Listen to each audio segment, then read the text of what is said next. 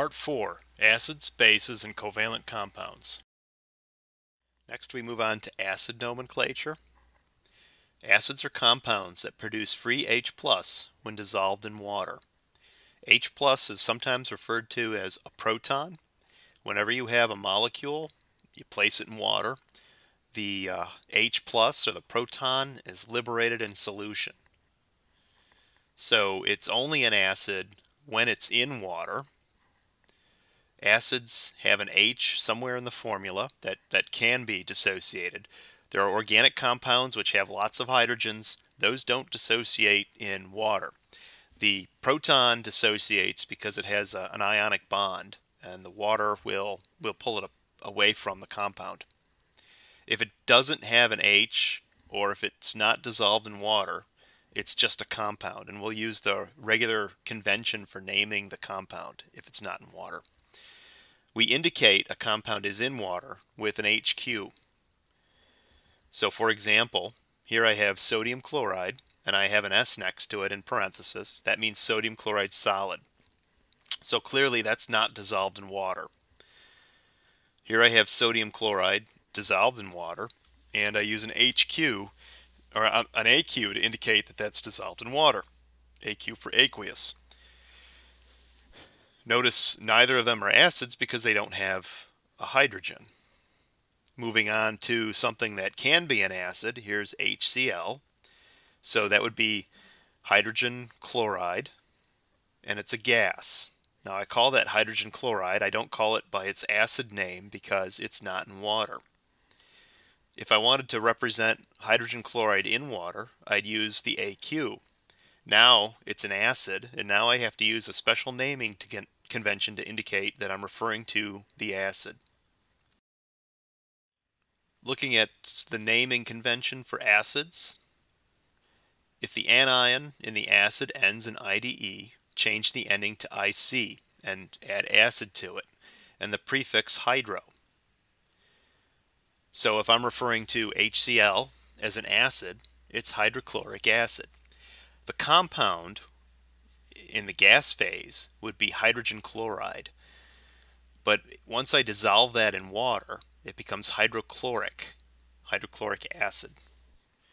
Same is true, hydrogen bromide becomes hydrobromic acid. Hydrogen iodide becomes hydroiodic acid.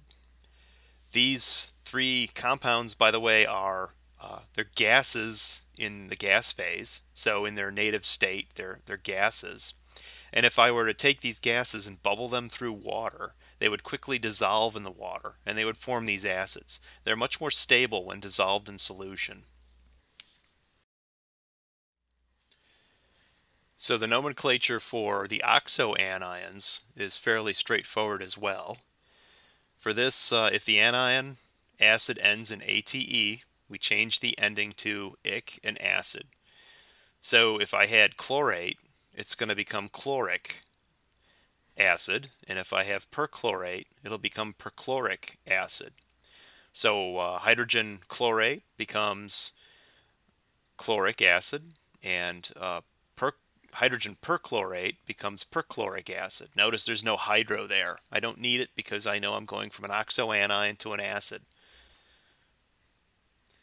So here's hydrogen chlorate, which becomes chloric acid, and here's perchlorate, which becomes perchloric acid. If the anion in the acid ends in ITE, we change the ending to OUS.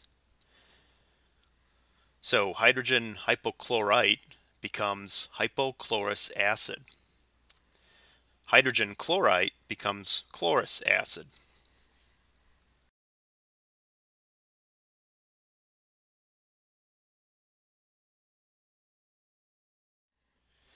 Nomenclature of binary compounds. So these are when two nonmetals come together and form a compound. And for these we need to use prefixes. Here are the table of prefixes. So we've got mono, di, tri, tetra, penta, hexa, hepta, octa, nona, and deca. The less electronegative element is usually listed first. We haven't talked about electronegativities, but the element that is closest to the left-hand side of the periodic table. A prefix is used to denote the number of atoms of each element in the compound. Mono is not used in the first element. The ending of the element that's closer to the right-hand side of the periodic table gets the IDE. So here we have carbon and oxygen. We form carbon dioxide. Carbon and chlorine is going to form carbon tetrachloride. If the prefix ends with A or O and the name of the element begins with a vowel, the two successive vowels are often elided into one. So for example, here's N2O5. That's 2 nitrogens, so it's dinitrogen, and then there's 5 oxygens. The prefix for 5 is penta, and oxygen has a vowel O. So basically the A from the penta is dropped, and we end up with dinitrogen pentoxide. The A of the penta is dropped, and I just have pent and oxide. Let's consider some examples of covalent compounds, and whenever I think about covalent compounds, I just start with what I know. So for example, CO is carbon monoxide. CO2 is carbon dioxide. So these are common examples. Almost everyone should know what the names of these compounds are. So let's move on to less common examples. So for example, NO2, well, NO2 is just going to be like CO2. It's going to be nitrogen dioxide. N2O4. Okay, here's an example where we have 2 nitrogens and 4 oxygens. So we need to specify there are 2 nitrogens, dinitrogen, and then tetroxide, 4 oxygens. P2Cl2, diphosphorus dichloride. And so from these examples you kind of get the sense of when you need to use those prefixes. Okay, so this is the end of the nomenclature portion of these videos. Make sure you go and try some of the exercises, because certainly you need to practice this to get it right.